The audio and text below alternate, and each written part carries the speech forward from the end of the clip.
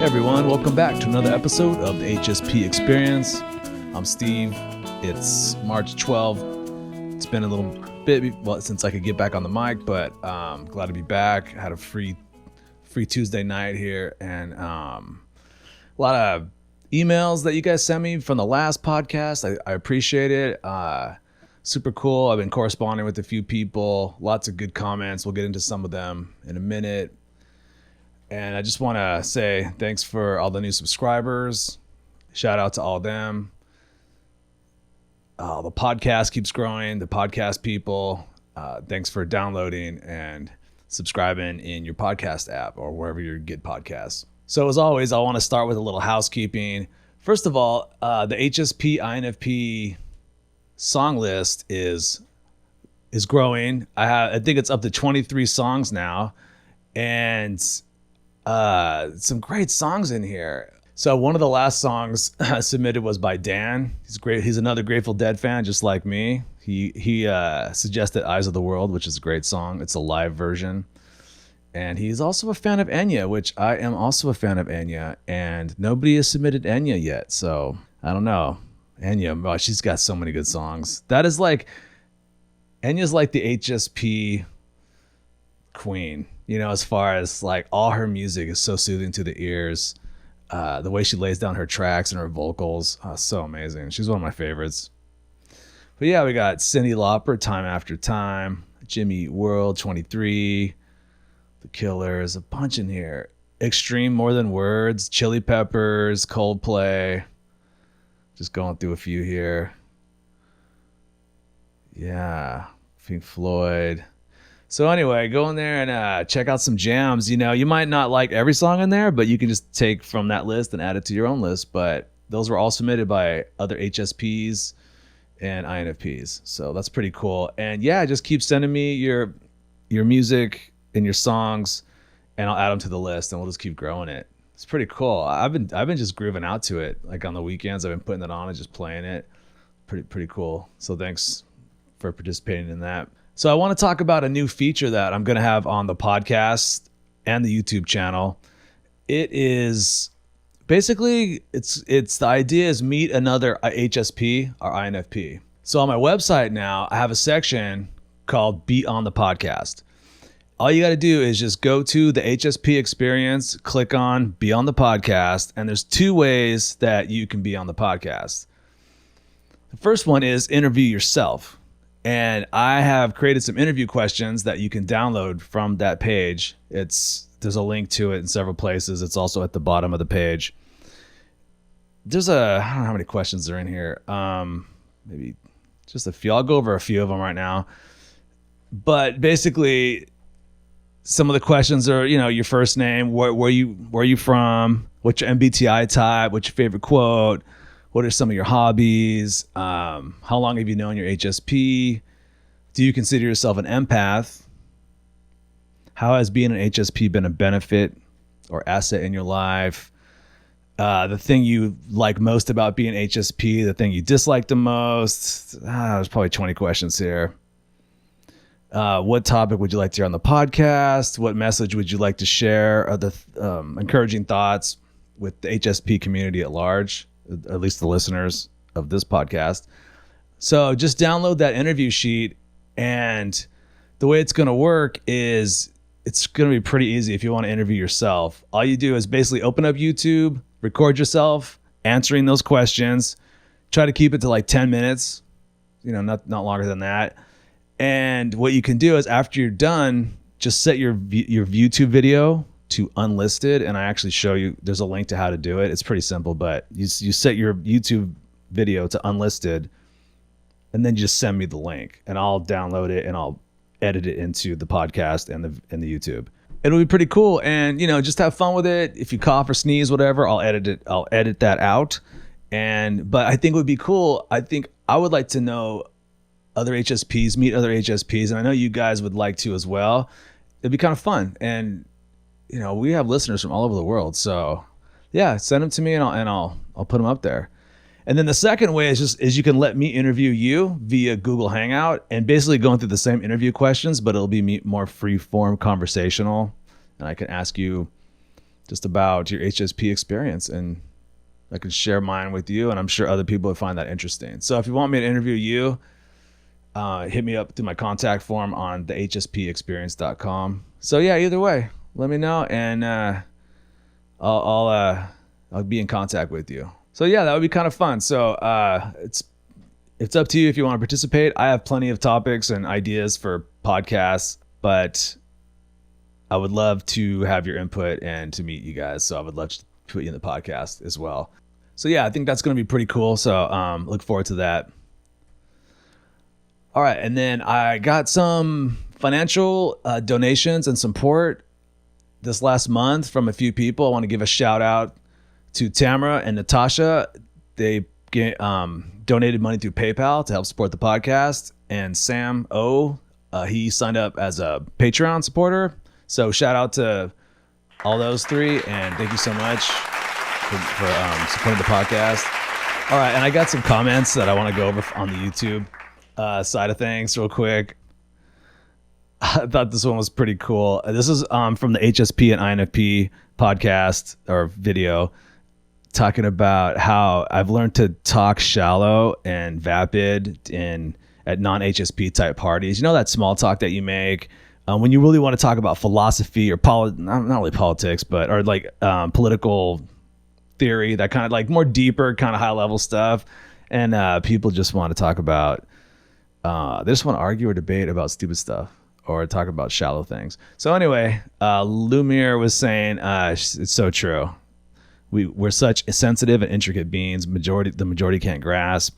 We can talk their language, but they can't talk ours because they cannot feel our world. That's so true. So Jessica T she commented on the doing the drug thing as the INFP and the INFP rumination, depression, and the FI's loop video. And I appreciate her sharing that she could relate to that, because I think there's a lot of sensitive people that drink and do drugs. It's like I would love to, when they would intake people into recovery programs, I would love to somehow, if we could figure out their MBTI types, or at least if they're HSP, that would be fascinating. I would love to see the statistics on that, because I heard a statistic the other day that like 10 to 15% of all drinkers become alcoholics. So I don't know. I would love to see the correlation between that and like the HSP community, but I don't know.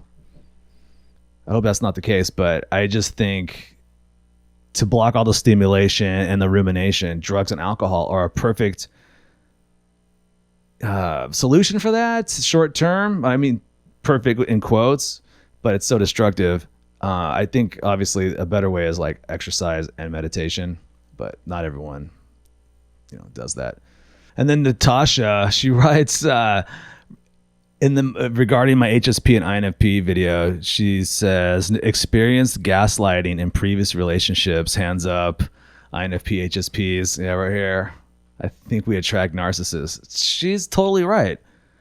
Again, I wish somebody would really do a study on the HSP narcissism connection, because there is a legit connection there, dynamic that happens.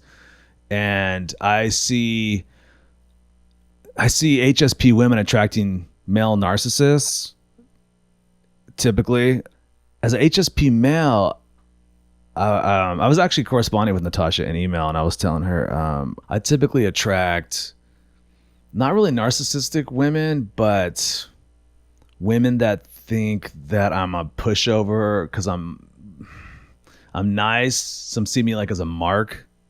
So I don't know what that would be.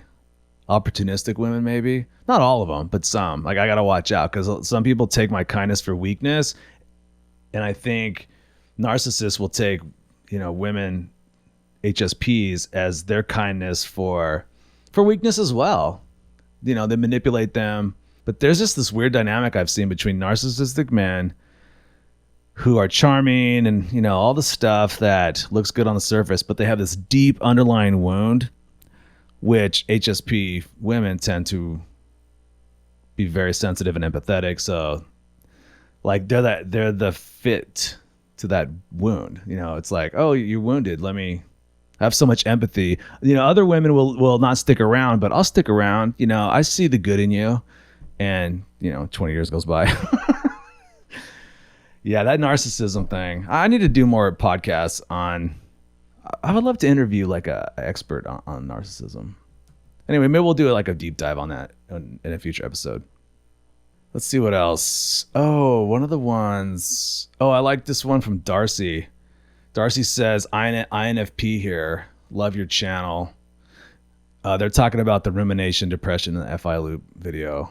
I can relate to your part about the intellectual part and being able to relate to the other person. This is where I was talking about in that video. Like I have to be able to relate intellectually to somebody almost as much as physically attractive. Just being physically attracted to somebody is almost like watching a movie with the volume off. It's like kind of cool, but I need the whole thing. I need the whole picture. I need to know what you think. I need to know like how your mind works. That will increase my attraction 100%. And so Darcy was saying the same thing. Darcy also says, I'm in a relationship with an ISFJ and having a difficult time. I really wish we could relate to each other, but it seems that it's a challenge. Yeah, I don't know.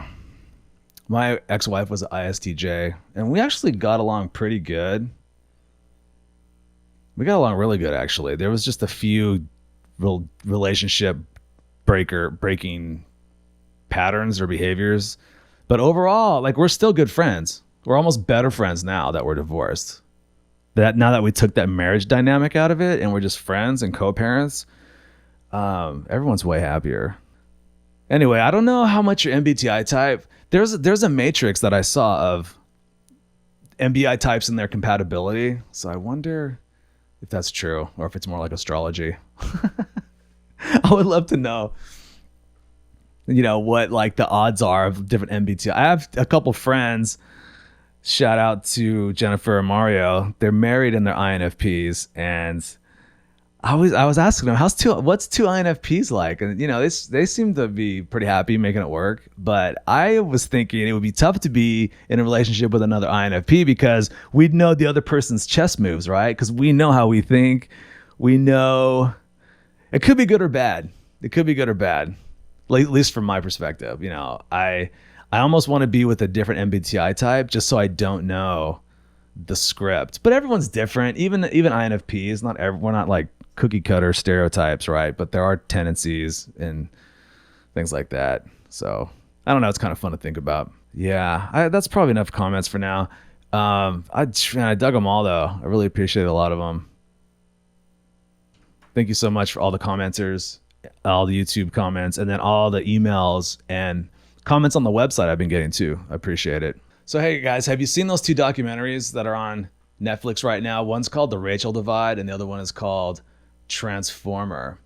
And I've been on a documentary binge lately and I've been like watching all of them. I'm like starting to run out of other documentaries that that are available to watch that I find interesting anyway. So I watched these two. The first one was called The Rachel Divide and it was about Rachel Dolezal. She's the Caucasian woman who kind of like presents as African-American.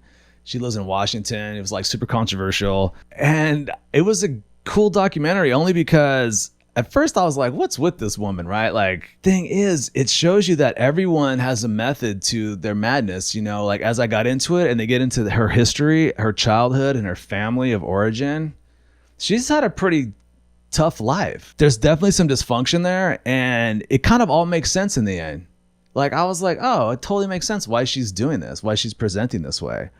And I had a lot of compassion for her.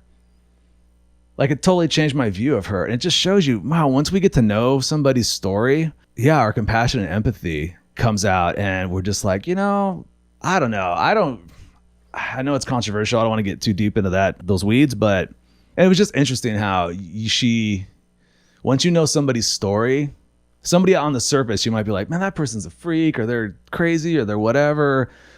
Or, all the adjectives we use to describe people we don't understand. And then once you kind of hear their story, you're like, oh, I get it now. Same with the one for Transformer. Transformer is a transgender woman. She's a body lifter, like a power lifter. And she was like the most she set world records for powerlifting. She's, in her days when she was presenting as a male, I forget her name now. But anyway, but she's transgender woman, right? And I was like, how in the world does this even, like I was curious. I was like, whoa, power lifter, totally ripped, shredded muscles, and she wants to be a woman in transition to a woman. And man, it was super interesting when I got, whatever you think about transgender stuff, transgender issues, there's no way, like, you watch this documentary, there's no way that it's a choice or he's just making it up. It's a hard road for this guy. Well, girl now, female. And he transitions because the thing is, he wants to be a female, but he loves working out. He loves the male side. He loves the working out with his bros. It's super fascinating. It's very conflicted. And it's kind of a snapshot into like the transgender journey. And, I'm not some transgender activist or, feminist, type, I'm a libertarian, I don't really, but it's a snapshot. I don't have an agenda here for sharing this, is my point. It's a kind of a controversial topic, but it humanizes this transgender woman. And my point is, a lot of people I know, like, especially like in my family and friends, kind of like in the religious Christian community I came from, they would never watch that documentary. But my point is that you should run towards what you fear or don't understand. Like, I didn't really understand transgenderism. I don't know. You know what I mean? I get it, sort of. But you watch a documentary like that, though, and you're like, oh, my God, okay, I get the struggle now. I mean, not personally, but you could see it. And same with the Rachel Dolezal one. There's people that have judged her harshly. And once you hear her story, you're like, oh, wow, So anyway, I know you guys like documentaries. A lot of us do. INFPs it seems like we love documentaries, but sensitive people, we love to empathize and hear other biographies and life stories. So those are two I recommend. I walked away changed on both of them, 100%. Or at least more open-minded. Yeah, it was cool. One more. Here's another random article that I found. We're getting to our main topic soon, but I found this cool article. It was on going to the park. And I love going to the park. Yeah, this article that I came across, it says, urban parks can make you happier. I live down the street from a park. When I was younger, I didn't take advantage of parks. And now I walk to the park all the time. And not everyone lives close to a park, unfortunately. But I wanted to bring this up because the cool thing about this study is, first of all, it's from the University of Alabama at Birmingham. Basically, their point is this: just go to the park and hang out. You don't even have to exercise. A lot of people think, I got to go running, I got to go in nature, I got to, I guess if you don't have a park, you could just find any kind of green area just to get away from buildings and that kind of thing. What the researchers from the University of Alabama found is they published new findings that suggest spending 20 minutes in an urban park will make someone happier regardless of whether they are engaging in exercise or not during the visit. So just spending 20 minutes. And I know, as HSPs, we're always trying to add self-care things to our portfolio of self-care. So here's what they found. Overall, we found park visitors reported an improvement in emotional well-being after the park visit. We did not find levels of physical activity are related to improved emotional well-being. Instead, we found time spent in the park is related to improved emotional well-being. The co-author and the chair of the department said this means that potentially all people can benefit from time in the park. If you cannot be physically active due to aging, a disability, or other limitations, the study implies a person can still gain health benefits just from a visit to a local park. Yeah, so anyway, get to the park. It's good therapy. Yeah, a lot of us know this or have figured this out, but I always neglected the park. Or a lot of times I would think, I have to go like drive to the mountains or drive to the woods. But yeah, just go take a walk in your local park. Might feel better, especially in the spring, right? Are you guys loving this weather in California right now? It's pretty nice. Although we just got out of a rainstorm, a couple day rainstorm, which was kind of sick of the rain. In fact, one of the reasons I haven't put a podcast out sooner is I think I had seasonal affective disorder this winter. It was really dark and cold, and I kind of got like depressed. I was very not creative and not motivated to do anything besides lay on the couch and watch documentaries. Yeah, but as soon as the time changed and the sun came out, I was like, oh, I got to do a podcast. How long has it been?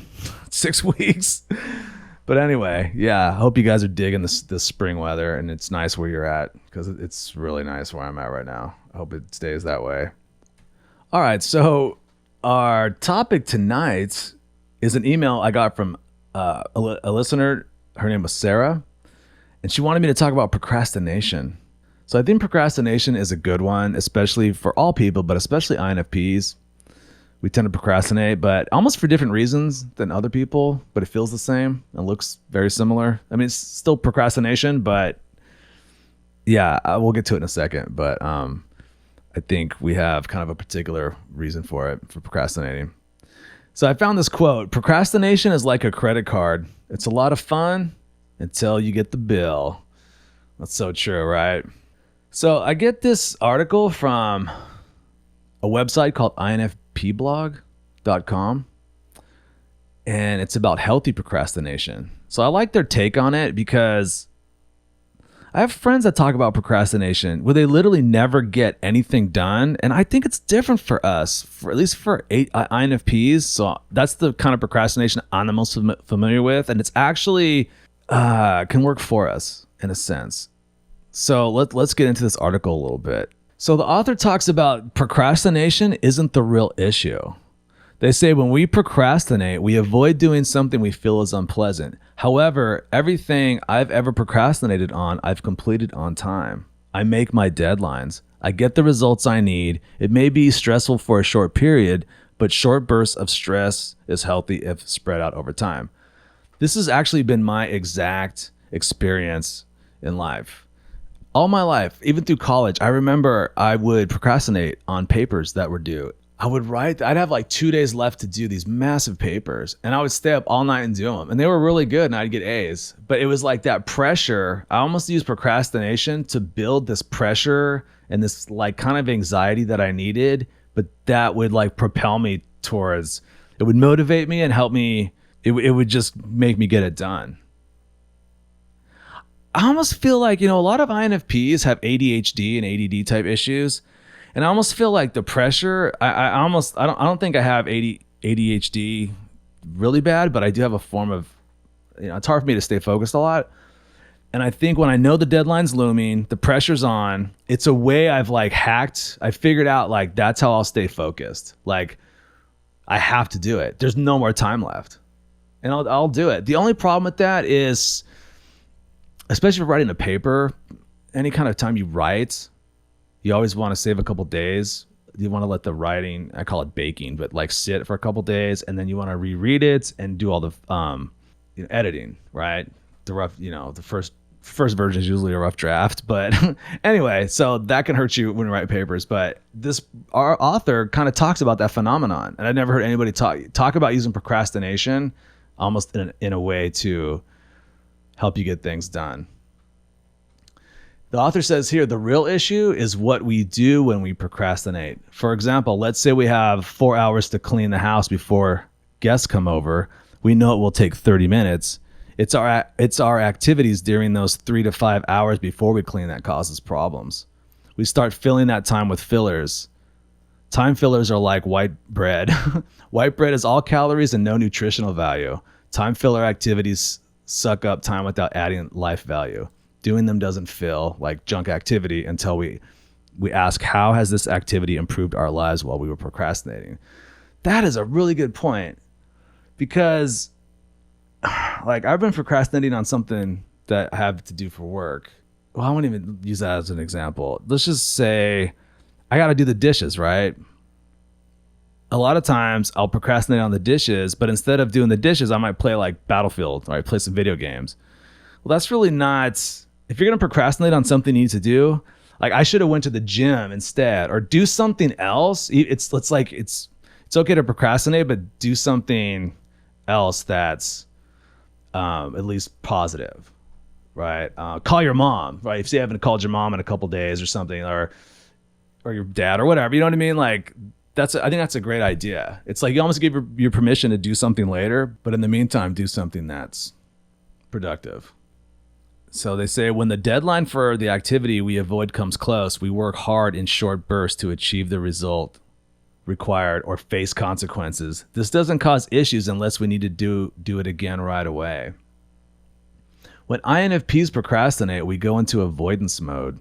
We seek comfort in the not important activities. It's our reward first for our short burst of frenzied work later. So I see what the author's talking about here.